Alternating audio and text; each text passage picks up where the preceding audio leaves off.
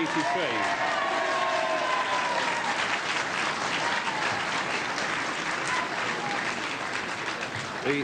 The last figures were 12,183, and that Reginald Maudling has been duly elected to serve as member for the said constituency.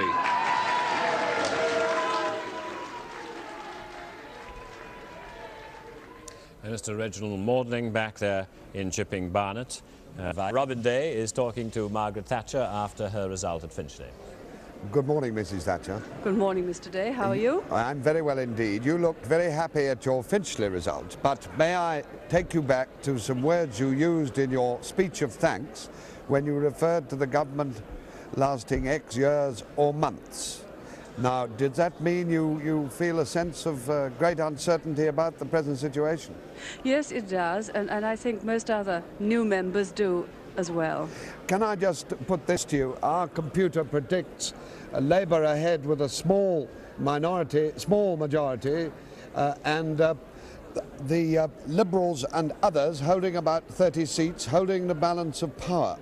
What do you think should be the Prime Minister's course in this situation, as you can see it? Well, you certainly do have a way of putting tricky questions. The Liberals holding a balance of power is a completely new situation in my lifetime in politics. Liberals and others, which makes it even more difficult.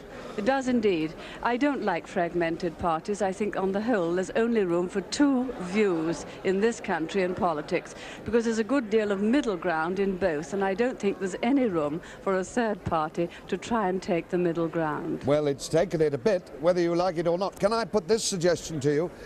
Do you think there's any possibility of Mr. Heath saying that perhaps another Tory leader might be able to command Liberal support better in this situation and could conceivably give way on that basis? I should not have thought so. The Cabinet were fully behind the Prime Minister and the action he took, and I don't think that's likely to happen. Do you think the election ought to have been held earlier?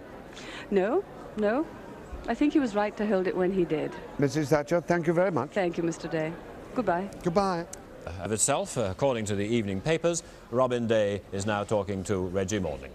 Mr. Maudling, forgive me if I concentrate not on your result, but on the national crisis. We've got an economic and an industrial crisis, and now on top of that, we've got a political and possibly a constitutional crisis.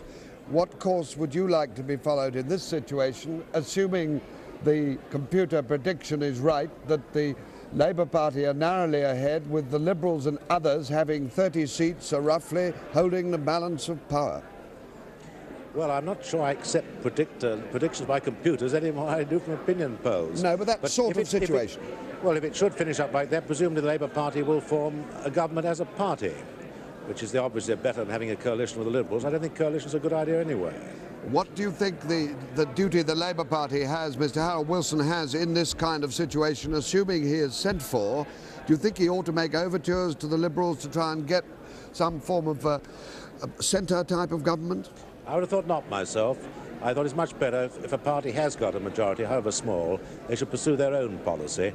And in these circumstances, of course, they'll have to pursue a policy particularly aimed at strengthening sterling and avoiding any loss of confidence as a result of their victory. What is that policy? If you were at the Exchequer now, the shares have gone down 28 points, the Financial Times index, and foreign confidence is said to be doubtful. What needs to be done now, Mr. Maudling?